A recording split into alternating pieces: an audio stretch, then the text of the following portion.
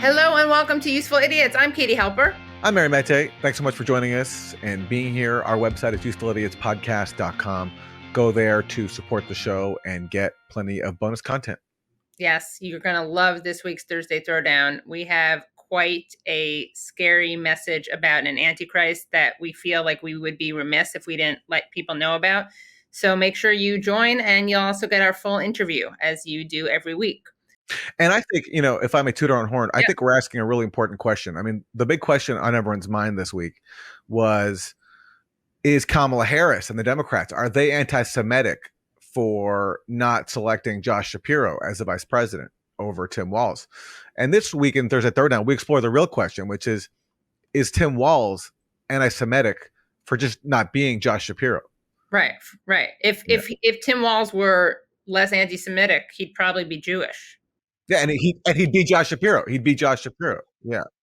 So that's the kind of deep thinking that you're getting by tuning into Useful Idiots every single week. Right. Yeah. I mean, Walz is engaging in erasure. Exactly the right. Ultimate form of erasure by literally denying the existence of Josh Shapiro in himself. So, yeah, you heard it here first, ladies and gentlemen. Should we get to the 4 basic food groups? Let's do it. What do we have for Democrat Suck? So for Democrat Suck, we have some really depressing news, which is that Cori Bush, who was a member of Congress from Missouri and probably one of the most progressive members of Congress, was defeated by County Prosecutor Wesley Bell after AIPAC dumped over $9 million into the race because they wanted to remove Bush because she's been an outspoken advocate for Palestine. And she gave a really fiery speech after she was defeated in this disgusting race. Let's take a look at what she said. And then that's not the Democrat suck part, obviously. That's a Cori Bush is actually a cool Democrat. Then we're going to watch a response to that, which will be the Democrat suck. But let's watch this Democrats can be inspiring until they're defeated by AIPAC clip. Pulling me away from my position as Congresswoman. All you did was take some of the strings off. AIPAC, I'm coming to tear your kingdom down. So Karine Jean-Pierre was asked about these comments, and let's take a listen to what she had to say about Cori Bush's comments. Follow up on Cori Bush. She gave a speech last night after the results came in, and she said to AIPAC, who spent heavily against her, "I'm coming to tear your kingdom down." Does the president have an opinion on that statement? So, look, the president has always been very clear, and very recently after the assassination attempt of the last president, about lowering rhetoric, right? Lowering political rhetoric and the importance of doing that. It is important that we be very mindful of what we say. This kind of rhetoric is inflammatory and divisive and incredibly unhelpful. Look, we're going to continue to condemn any type of political rhetoric in that way, in that vein. And so it is important to be mindful in what we say and how we say it. But we cannot have this type of inflammatory, divisive language in our political discourse. Not now, not ever. That is so encouraging. Not now, not ever. First of all, it would have been nice if Karine Jean-Pierre condemned AIPAC for not only intervening in this, but literally making racist ads that change the color of Cori Bush's skin and the shape of her forehead. But of course, Karine Jean-Pierre is not going to say anything against AIPAC. And the other thing is, in terms of incendiary rhetoric, shouldn't she have condemned her own boss, Joe Biden, for lying 3 times about 40 beheaded babies, which he said precisely so people would be horrified by Palestinians and tolerate Israel's genocidal assault on Palestinians? The whole thing is so embarrassing. And now this is the second straight black progressive lawmaker that AIPAC has played a pivotal role in defeating. They also spent millions of dollars to defeat Jamal Bowman. And you look at both these cases and you have these black progressives who didn't make Palestine their main issue. Like, it's not as if Cori Bush and Jamal Bowman were going around making Palestine even their main issue. They're actually there to serve their communities. They just happened to support a ceasefire early on when nobody else in Washington would dare do that, which was in Washington an act of real courage. So just for doing that and for standing up for Palestinian rights, minimal Palestinian rights, they get targeted with tens of millions of dollars from AIPAC, and everybody treats that as totally normal. And it's just like, what kind of a message are we sending in this country that, like, you know, you can overcome all the struggles that this country puts before you, especially if you're a person of color. In the case of Cori Bush, she's been through a lot in her life, became a community activist. She got elected to Congress. And then after one term, she gets ousted because she dared to call for a ceasefire in Israel's mass murder rampage in Gaza. It's just so cynical, and we all tolerate it. And let me, say a few words about anybody who bought into Russiagate for a second, because compare this case of a foreign lobby buying an election and ousting elected lawmakers who dare to challenge a foreign state, and to the freak out about so-called Russian interference in our election. That was like the top focus for so many years. This fear of really what was a myth of Russian interference. It wasn't even true. The only thing that was true was that some Russian social media posts about, like, not even the election were put out on Facebook, which nobody saw. That was the extent of so-called Russian interference. But there was a national freak out for years and years and years. There was multiple investigations. There were hearings. This is on TV every single night about really the equivalent of like a monster under the bed. It was a myth. But yet in real life, you have a foreign lobby spending millions of dollars to oust black lawmakers, and everyone treats that as completely normal. So normal that the White House, which is in the same party as these two Democrats, throws them under the bus and basically tone polices Cori Bush for being upset at being ousted for having a conscience. It's just, I mean, every day you find a new reason to be cynical about this system. Well, Aaron, you may be just being anti-Semitic and blaming AIPAC, because how do we know that AIPAC actually played a role? Oh, actually, let's take a look at this tweet from AIPAC. The many have spoken. Congratulations to pro-Israel progressive leader Bell 4MO on your big win against anti-Israel squad member Rep. Cori Bush. AIPAC and our 4.5 million grassroots members are proud to stand with Wesley Bell. Being pro-Israel is good policy and good politics. Yeah, having $9 million to throw at an election in a Missouri district is actually the only politics that were involved. If you want to call that politics, right. It's more like bribery, because they really basically bought Wesley Bell. They got someone who would be willing to throw Palestinian rights under the bus and go after Cori Bush, and they succeeded, and they're openly celebrating it, and that to them is good politics. It's so sick. What do we got for Republican Suck? For Republican Suck, we're going to have some more coverage of the freakout that ensued over the selection of Tim Walz as Kamala Harris's VP nominee, because there's a whole bunch of people from both parties declaring that because Josh Shapiro was not picked, and because there was some criticism of Josh Shapiro's support for the Israeli government, that must mean that he was not picked because of anti-Semitism. And this came from, CNN posts, as we talked about on this week's Thursday Throwdown. It came from some Democrats. It also came from Republicans. And what's funny about that is that Republicans simultaneously position themselves as being against identity politics and against people from marginalized ethnic groups to dare, invoke their ethnicity as a reason for, them being oppressed or them being not given the opportunities that white people are given. But yet, when it comes to a Jewish person not being selected as the vice presidency, these self-styled anti-woke Republicans freaked out and declared this must be because of anti-Semitism. So here, for example, is J.D. Vance, right before the nomination was announced of Kamala's selection. And J.D. Vance declared that if Josh Shapiro is not picked, then it must be because of anti-Semitism in his own party. Well, look, if it's not Josh Shapiro, I agree with you. I think that they will have not picked Shapiro, frankly, out of anti-Semitism in their own caucus and in their own party. I think it's disgraceful the Democrats have gotten to this point where it's even an open conversation. And it is an open conversation. I mean, can you believe these people? Like, if you watch Fox News or listen to all these talk shows, they spend, I don't know, the majority of their time making fun of like what they conceive to be woke people, right? And DEI. DEI, exactly. Yeah. And now a Jewish guy is not picked for VP. And all of a sudden, it must be because Democrats are anti-Semitic. And J.D. Vance, after the Walz nomination was announced, he continued with that theme. I genuinely feel bad that for days, maybe even weeks, the guy actually had to run away from his Jewish heritage because of what the Democrats are saying about him. I think that's scandalous and disgraceful. Whatever you believe or whatever disagreements on policy you have about somebody, the fact that that race, the vice presidential race on the Democratic side, became so focused on his ethnicity, I think is absolutely disgraceful.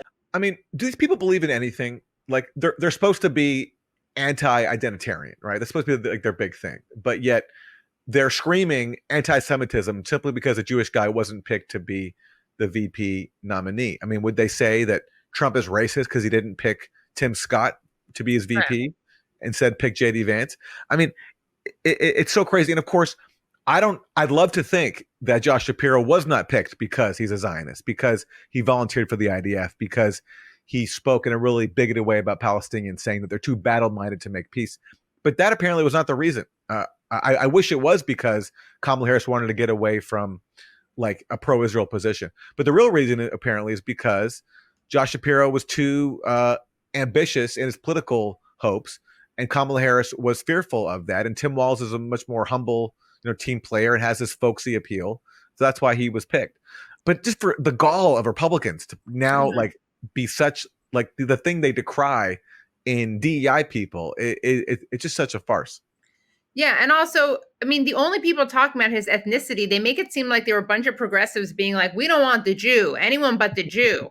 The only people talking about his ethnicity are the people claiming it was about anti-Semitism. And one of the things that people were critical about when it came to Shapiro was his Zionism. But again, only anti-Semites conflate being a Zionist with being Jewish. Well, here is one more Republican doing that. That is Nikki Haley, who has this stark warning to share. Democrats are going to have to explain this movement towards deeper anti-Semitism we're seeing in the protests and the rhetoric by the squad and members of Congress, and now in the VP pick. They can't talk this away as a coincidence. It's concerning. Again, this is the party that has Chuck Schumer as Senate Majority Leader, Antony Blinken as Secretary of State. Antony Blinken, after October 7th, went to Israel and said, I come here as a Jew. So you really can't accuse this party of like not welcoming Jews into its ranks. And it's so crazy that we even have to defend the Democratic Party. That's how crazy the Republicans are. It really is. You can just so many examples. Ben Shapiro, all these people who've like made a lot of money positioning themselves as being anti-woke warriors, right? Mocking college students who, speak about marginalized people, who talk about intersectionality. All these people now being identitarian in the most like ridiculous way. They're just such frauds, all of them. Yeah, it really is ridiculous. They see anti-Semitism all over, even when it's not, and then they'll deny racism where it actually exists. Unbelievable. So for Isn't That Weird, let's take a look at a news story from the art world, because Aaron and I like to provide you not only with political news, but, weather analysis, flight analysis, airport etiquette analysis, and the art world and the naked art world. So a museum in Marseille is celebrating its 10th anniversary by giving visitors the chance to see its current show in the nude. So they're having an exhibit, and it's called Naturist Paradises. And you can come and see this exhibit, which is about living naked. You can see this exhibit while being naked. So that's cool. I mean, I went to Wesleyan, by the way, and there were nude dance parties, I think. I never went to any. Yeah, all I can say is I would not go to this exhibition, and I support nudists. I'm impressed by nudists, but I just don't have that. I just don't have the interest or the. No. Yeah, it just doesn't do it for me. Yeah. I don't want to be around it on either. Like I don't really want to be naked in front of other people I don't know. And I don't really want to see naked people. I don't mean to naked shame. No, definitely not. No, go for it. If you have that confidence, I admire it. It's impressive, and go for it. To be honest, I'm also just not, I'm the son of an artist. My mom's an artist, but I got to say, I just don't, I just don't go to that many art museums anyway. So I'm definitely not going to go to one naked. Yeah. Right. This is definitely not going to be the one art exhibit you do go to. Yeah. Yeah. But all the power to the nudes. All the power to the nudes. Yeah. To the always nudes. Okay. Isn't that terrible? we're going to turn to Israel. And this is a very, I mean, like anything to do with Israel, it's just extremely grim. But it has to be discussed because our country, our tax dollars are funding all of this. And all of our politicians are getting up every day saying our shared values, Israel's our friend. And meanwhile, Israel's showing us what those values are. And they're on top of mass murder of Palestinians in Gaza. They're also now, we've seen just in recent days, very clear messaging that Israel's values also include rape, sexual assault, where people are rioting over the rights of their self-declared rights of Israeli soldiers to sexually assault and brutalize Palestinian prisoners.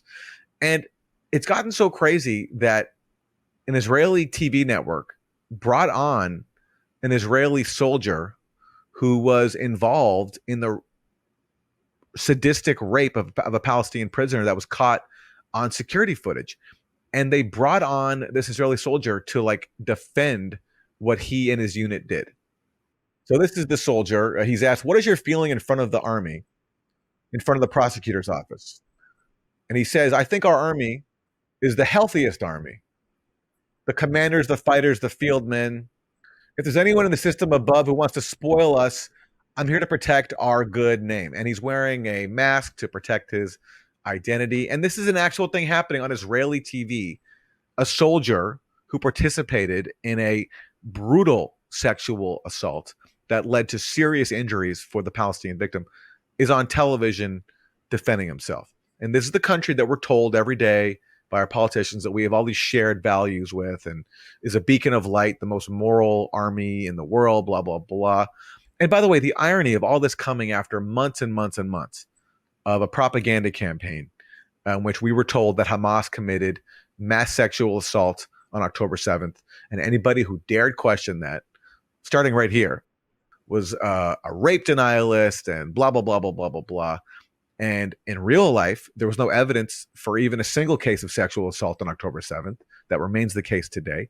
And in real life, not only was that being done to manufacture consent for Israeli mass murder in Gaza, it was also being done to, whitewash the fact that Israel actually practices sexual assault as a matter of policy, as we're seeing now with the fact that a soldier is going on TV to defend it. And where is Sheryl Sandberg and Hillary Clinton and all these op-ed columnists in the New York Times and Washington Post and the Atlantic magazine who are attacking us for challenging the fabricated claims about Hamas sexual assault? Where are they to condemn all this? Nowhere to be found. And in fact, as we're recording this, there still has not been pretty much any coverage in U.S. media of this open flaunting of Israeli sexual assault on TV. And so it's terrible, but it's real, and it has to be called out. Yeah, it's absolutely disgusting. And you have members of the Knesset defending it as well, which is atrocious. And yeah, the most moral army in the world engages in sexual violence and rape. And the response of Israeli society is to riot when the soldiers responsible for that are detained. And as you pointed out, Aaron, it's receiving no media attention, even though it is receiving media attention in Israel. And I think it speaks to just how unhinged the society is that they don't even try to cover it up. You have members of the Knesset defending it. You have soldiers going on TV talking about it. But it's also worth noting that B'Tselem, the Israeli human rights organization, put out a report verifying sexual assault. And I think people who, for messed up reasons, won't listen to Palestinians are listening to B'Tselem. Yeah, so that is certainly terrible. And those have been your 4 basic food groups. For this week's guest, we are joined by Rami Khouri. He is a Palestinian-American journalist, a distinguished public policy fellow at the American University of Beirut, also a non-resident senior fellow at the Arab Center in Washington, D.C., a frequent contributor to Al Jazeera, where he appears often on television and writes op-eds, and a veteran journalist who I've been following for a very, very long time. So we're very happy to speak to him. Just one technical note, because of some technical issues, Katie comes in a bit later into this interview, but does join us by the end. And it's a really great conversation. We hope you like it as we, teeter with the increasing risk of a regional war in the Middle East. So it's great to hear from someone who is one of the most informed people on this topic. So here is Rami Khouri.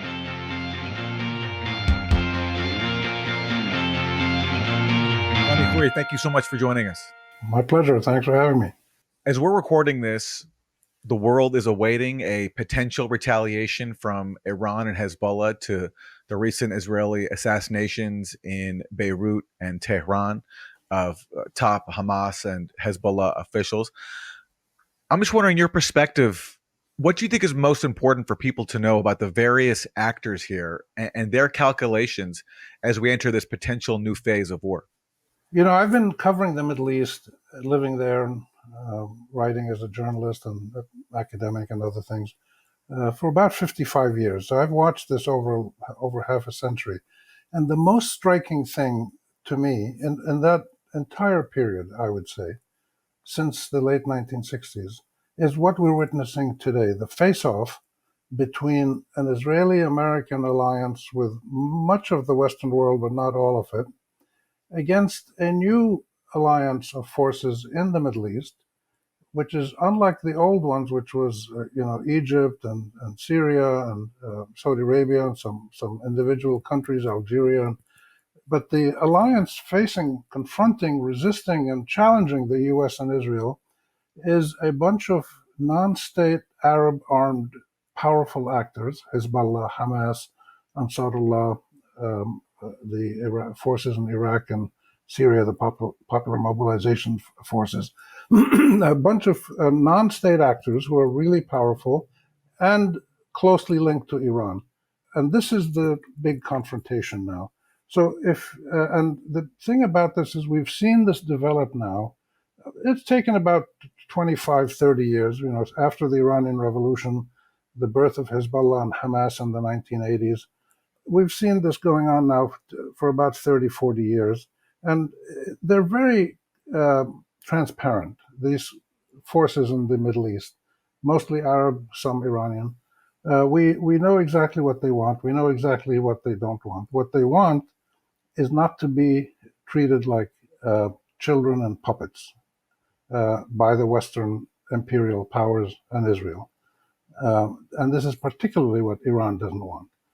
They don't want to be sanctioned. They don't want to be threatened. They don't want to be attacked. They don't want to be occupied. They don't want to be subjugated at will, as that had been their fate under the British and the Turks and the Russians and the French and then the Americans and coup d'etat. And they're fed up with that. And the Iranians are basically standing their ground. And these other groups with them are doing the same thing, but in their own context. So Hezbollah in Lebanon, Hamas in Palestine, Ansarullah in Yemen. These groups are saying, look, we are nationalist, militant resistance groups. We are resisting the oppression and the threats and the savage attacks of Israel and the US and allied forces with them. And we're not going to just sit there and take it like the Arab governments used to do in the past. And so this is the real new important dynamic that people have to look for. And in that context, I would say what we should look for in the current immediate situation, which is, as you said, the world is anticipating Iranian and Hezbollah, maybe Ansarullah retaliation because they were attacked, Hodeidah port was attacked. We're anticipating what's the reaction going to be, the retaliation. And we have to calculate that or anticipate that in the context of their own nationalist mindset.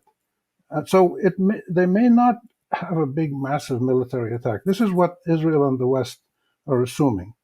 Because Israel and the West have used massive military attacks as their main instrument of statecraft in the region for many years. In fact, since Napoleon in 1798, the West has been here nonstop for 2.25 centuries, using its military might, ordering people around and getting its way most of the time.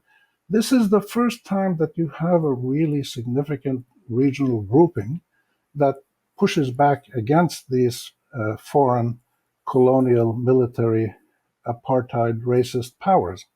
And this is what really matters most. And what this means in the details, sorry, it took me a long time to get to answer your question. What we should look for is What do Hezbollah and Iran want the West and Israel to do vis-a-vis Gaza, vis-a-vis Palestinian rights, vis-a-vis the Palestinian resistance movement?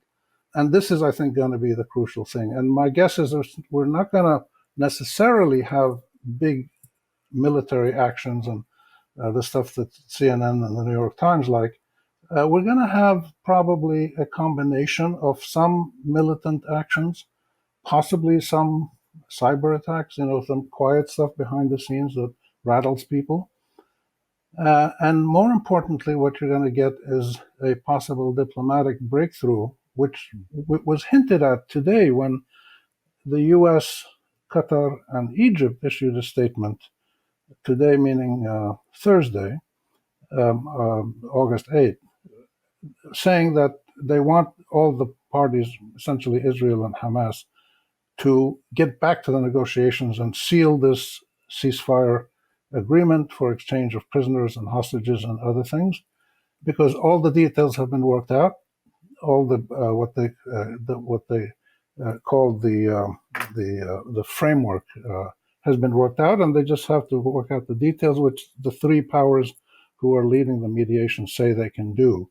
This is very significant for those three together to say this kind of thing with such force and specificity, and they're giving a timeline. I mean, this is as close as we've gotten to the United States ordering Israel to, get with the show. They've done enough in the genocide. They haven't achieved all their goals. They can keep killing lots of people. All it's doing is making the situation worse for Israel and for the U.S. and for the Democratic Party. So this is a pretty significant move, and I think the response to that move will be the place where I would look for the most significant retaliation by Iran and Hezbollah in cahoots with Hamas, which would be retaliation in terms of the agreement on the arrangements in Gaza immediately after the ceasefire happens, the exchange of prisoners and hostages happens, the slow withdrawal of the Israeli forces, humanitarian aid resumes, and things like that. So there'll probably be a period of some months. And then after that, you get to what people have called the day after. That is, I think, going to be the arena in which the Iranians and Hezbollah and their Arab partners strike back against what the Israelis did. But this is just my speculation. We're all speculating. Yeah. Do you think it's fair to say that Israel wants Iran and Hezbollah to escalate because it wants an excuse to fight a direct war with Iran and Hezbollah? With Hezbollah, there's a long history of that. As you mentioned, Israel invaded Lebanon in 1982, which led to the creation of Hezbollah. In the process, Israel killed tens of thousands of people. And has always wanted to crush Hezbollah ever since, because Hezbollah can fight back. But if it's true that Israel wants a war with these people, it wants to draw on Iran, do Iran and Hezbollah, do you think they're trying to factor that in, that they want to retaliate, but not in a way that gives Israel a pretext to go even further, as Israel has done many times before in its history? That's right. And this is fascinating, because what you see in that, I don't know what you call it, not tit for tat, but that, your role and my role, what the two sides do is a kind of a manifestation of the old colonial relationship. And we've seen it again this week. And some people have said, Macron, the president of France, called the Iranian president Pezeshkian and said, you shouldn't do any retaliation. You shouldn't do any military retaliation. That's incredible. And some people are telling Hezbollah, just go and attack some vegetable gardens in Israel and don't attack anything else. Don't hurt anybody. Israel yesterday, Netanyahu, or this morning or yesterday, said that if any civilians are hurt in a retaliatory attack against Israel, that Israel would do terrible things to Iran and Hezbollah. This is a guy who's just killed probably over 100,000 civilians in Gaza. It's unbelievable. And it's killing every day, 20, 30, 40 in the West Bank and 50 or 70 or 80 in Gaza. So this is the old colonial way. And this is precisely what the Iranians and the so-called axis of resistance are saying we don't play by these rules anymore. And they're willing to take the risks of getting beaten up.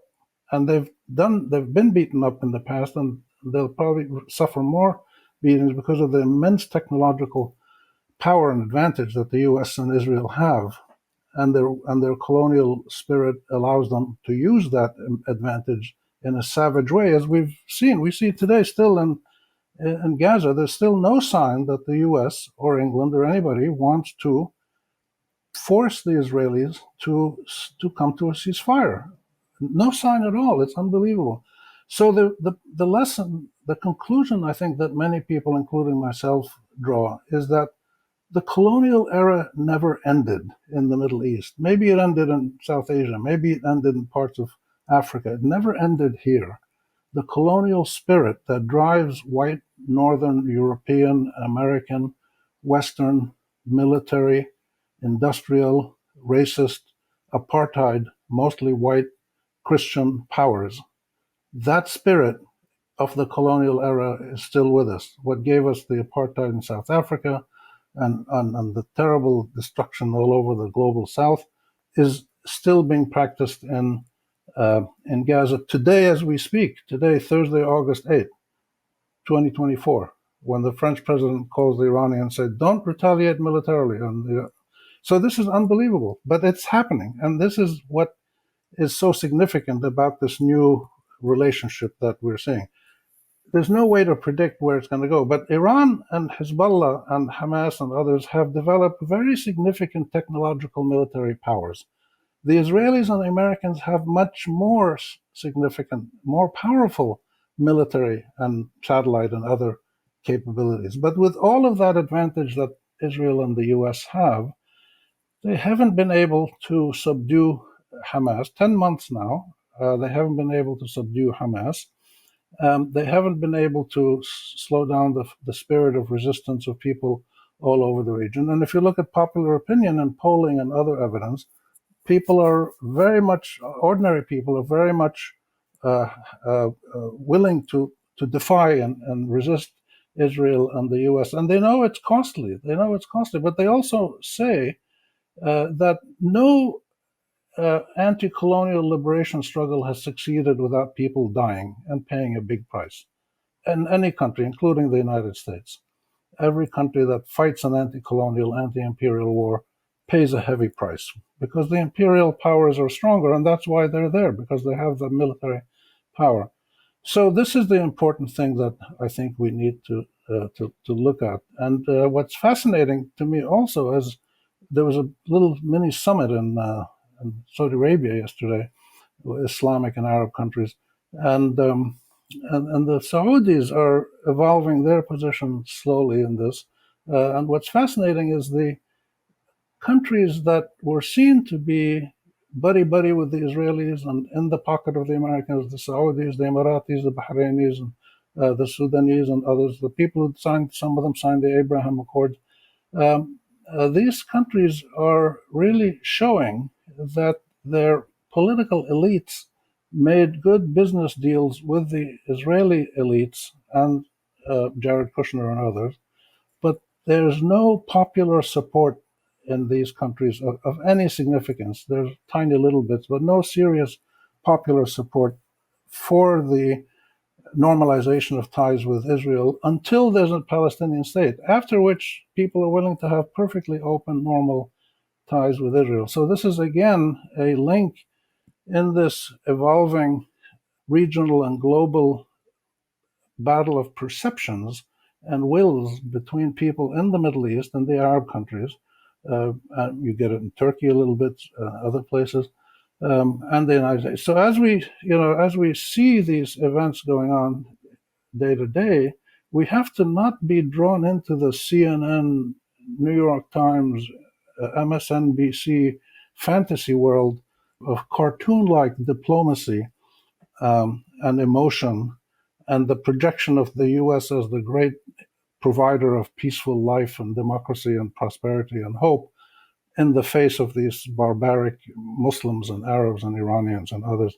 This is a fantasy world that has been created in the West, And a lot of people made a lot of money out of it, and they still do. But it has now started to shatter because two things have happened. The Israelis have revealed in all its ugliness the barbaric, violent spirit that is in their Zionist Israeli movement in the genocide in Gaza. The stuff that you see on TV, I don't know if people watch this stuff. I watch it almost every night, and it sends me to bed in tears sometimes. It's to watch babies with their heads cut off and parents crying for hours and people being bombed in their sleep and no water and no Israelis won't let medicine in. It's unbelievable the severity, the cruelty, or the barbarism that the Israelis are practicing with the acquiescence of the United States, it seems.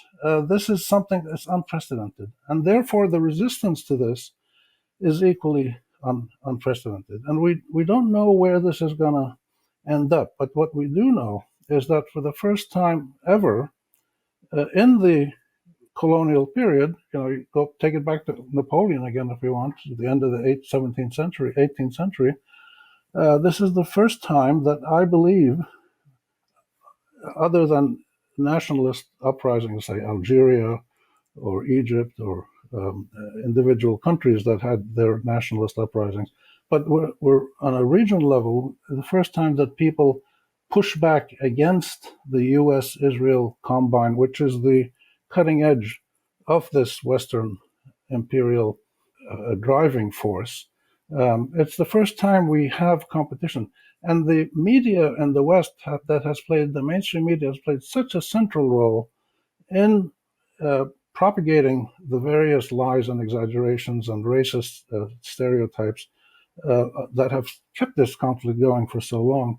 They're losing their grip now because a lot of good people, including yourself and many others and many friends and colleagues of ours, have started to create alternative media that give you honest analyses.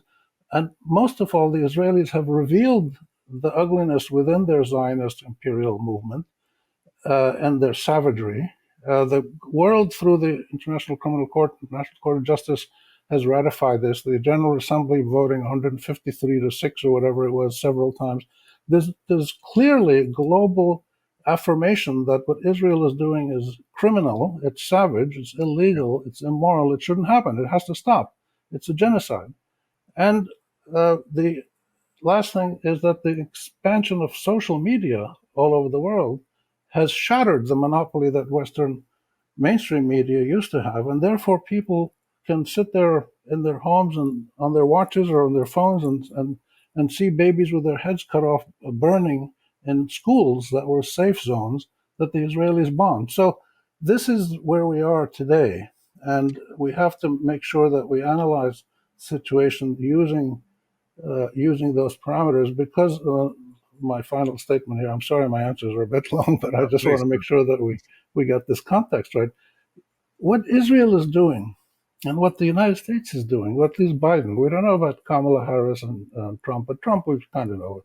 Trump wants money on golf courses, and he'll let the Israelis do whatever they want as long as they give Jared Kushner business deals. But the American government still is not fully clear about if there's going to be a change at all with Kamala Harris. For the moment, all we have is some softer words, which is good, but we don't have any significant change in policy yet. But the important point here is that what the Israelis and the Americans are doing is being forced to confront that they in Gaza represent the last example of the cruel, savage actions of a 19th century European colonialism still in action in the 21st century. It's the only 19th century colonial movement, that's apartheid movement, that's still active. They're still going off in the West Bank and grabbing people's homes and taking them and saying these belong to the Jews, belong to the Israelis, belong to the Zionists.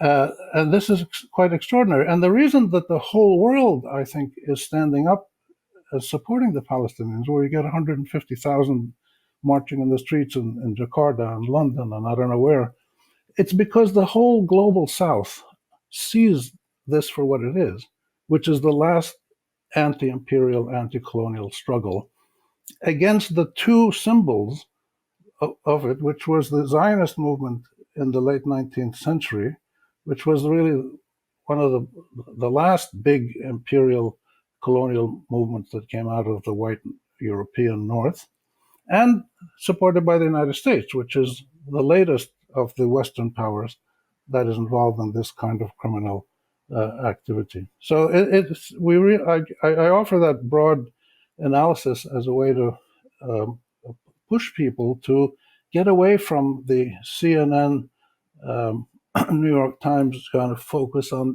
is this going to happen tomorrow? Is this going to happen? I mean, for the last 8 months, every morning I wake up, I read headlines, is there going to be a big regional war in the Middle East?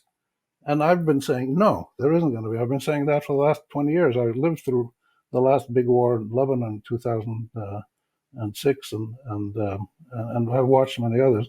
And it goes back to the question you asked. Iran and Hezbollah are very strong. They're willing to fight. If they're forced to, they will fight. And they take a chance, possibly. But Hezbollah fought in 2006 and forced the Israelis into a ceasefire, into withdrawal, into exchanges of prisoners, whatever they had to exchange. And they've maintained those new rules of engagement ever since. So the balance of power locally has changed significantly. Israel needs the U.S. to come in and fight for it. So Israel wants a war with Hezbollah and Iran, but it wants the United States to fight that war. Yeah. Which the United States is not willing to do. Yesterday, the Chicago Council issued a poll that said that 55% of Americans do not want American troops to fight to defend Israel. That's quite amazing. Normally, you would have had 85% in the U.S. saying they will defend Israel whatever happens. They will still defend, the security of Israel as much as they can, but they don't want American troops going there to do that now. So we're seeing significant changes. The Israelis don't know how to handle this, and what we see is this madness that Netanyahu is leading with his right-wing fascist government. You could tell, I think, that Netanyahu is anxious about declining support in the U.S. Just from his choice of focus during his speech before Congress, where he spent a very, very long time attacking not just the International Criminal Court, but also protesters against him and calling them useful idiots of Iran and saying they're all paid by Iran. I mean, I was surprised at how long he spent attacking protesters, which to me was a reflection of what you were talking about, the very tenuous position that he feels that he's in, where he's losing support around the world in ways that Israel hasn't before. I wanted to ask your response to a former Israeli national security advisor who's explaining Israel's mentality in the aftermath of its assassination of Ismail Haniyeh in Tehran, the Hamas political leader. So this former national security advisor for Israel is named Giora Island. And he said this to the Wall Street Journal: "We live in a region where no one appreciates anything but military force and the willingness to use it." And therefore, he added, the assassination of Haniyeh helps Israel to regain not only self-confidence, but also some abilities to deter our enemies. I'm curious your thoughts on that. His conception that the only language anybody in the Middle East understands is force, and that's why Israel has to constantly use military force everywhere. This is typical of what we've heard from Zionists and Israelis and Americans and Westerners and colonial powers, and many people have said similar things for the past couple of centuries. It's nothing new. It's totally unsupported by the evidence. And in fact, the historical evidence, as we see today, is exactly the opposite, is that when you mistreat people, you treat them like animals, you disregard their rights, their dignity, their whatever, they fight back. They sometimes don't fight back right away. When the ancient Hebrews were exiled to Babylon, they just sat meekly by the rivers of Babylon and the waters, and they couldn't do anything until one of the prophets, I think it was Ezekiel, I can't remember which one, and came by. And according to the Bible, if you accept the Bible, I think the Bible's great pointers to some issues that people really believe. But the ancient Hebrews didn't do anything for years and years, and then they were able to get back into parts of Canaan, where they had the small little kingdoms where they lived. And then when the Romans and the Greeks and the Romans mistreated them, they couldn't do much, and then they fought back. And then when finally they were thrown out, a couple of thousand years later, when they were mistreated by the Russians, especially and East Europeans, the Jews fought back. So people fight back. They don't accept permanent subjugation and dehumanization. When you look at the earliest accounts, which a book by the wonderful Israeli historian Ilan Pappé just came out. People should read this book. It's about the history of Zionist lobbying on both sides of the Atlantic. It's unbelievable. The earliest people who lobbied for a Jewish state were British Christian fundamentalists, imperialist racists, anti-Semites. And they wanted the Jews to go, and they were suffering in East Europe and Russia. And these white guys in London said, "Oh, let's have the Jews." Before Herzl started talking about a Jewish state in the 1870s, 1880s, just before Herzl, and so the sentiments among these people were very similar. That they not only said that the local people there were unable to do anything, they needed our help to make them civilized. They totally ignored them. They totally ignored the Palestinians. The Palestinians do not appear in the records of the debates about whether Britain should support a Jewish homeland. If they appear as they did in the Balfour Declaration as the non-Jewish residents or something. And the same thing happened with the mandate of the League of Nations, of course, because we just took the Balfour Declaration. And the same thing is happening today when you look at the discussion about the so-called the day after among learned institutions in Washington and New York and London and other places and Tel Aviv. And they talk about, Arabs should come in and the Emiratis and the Saudis should fund it and this and that. Israelis should provide security. And the Palestinians don't exist. I mean, they give lip service to the Palestinians. So this is an ancient tradition of imperial, racist, colonial behavior, and you still have people in Israel who believe this, and it's a tragedy. The Jewish people, the Israeli people, are such talented people, but they're totally blind when it comes to the reality of the people that they have oppressed, and all the wonderful things they've done in science and technology and art and whatever are forgotten when they see a Palestinian in front of them who they either have to shoot or expel or put on blinders to make believe they don't see them, they don't exist. They're invisible people, like Ralph Ellison's invisible people in Harlem and New York City in the early 20th century. This is incredible. So this lineage of racist, colonial, violent action is something that is reappearing all the time in modern contemporary Israel, and we just need to call it what it is. But it doesn't matter what we call it. What matters is that people are fighting back against it for the first time, and we don't know who's going to win that fight. Hopefully, the fight will stop at some point, and there will be a ceasefire, and then there will be a permanent process of political negotiation. We'll see. And what's amazing to me about this Israeli conception that they have no option but constant violence is that for decades, they've had the option of accepting a Palestinian compromise, which is, for decades now, the Palestinian leadership, the PLO, and even sometimes Hamas have accepted a two-state solution. And all the Arab states have offered Israel this. They've offered Israel full normalization in exchange for an Israeli withdrawal from the occupied territories, a just resolution of the refugee issue, and the creation of a Palestinian state in the West Bank, Gaza, and East Jerusalem. That's been the offer on the table for a long time now. And correct me if I'm wrong, but was that not the main reason why Israel invaded Lebanon to begin with in 40 years ago, in over 40 years ago in 1982? Because the PLO at that point was moving to accept a two-state solution. And so therefore, Israel's aim, after trying to provoke a Palestinian response inside Lebanon, invaded to basically destroy the PLO and negate the possibility of that very Palestinian compromise that the PLO was accepting. And to hear the rest of the interview, please go to usefulidiotspodcast.com. That was a great conversation, and I cannot wait to read that book, which is coming out soon. Yes, Or Books has published some wonderful material on the Gaza crisis. They published that book, Deluge, Deluge. I can never say that word right. Deluge, which we covered on this show a few months ago. And now this book about Hamas, edited by Rami and his co-editor. And it sounds great. And very grateful to Rami for joining us.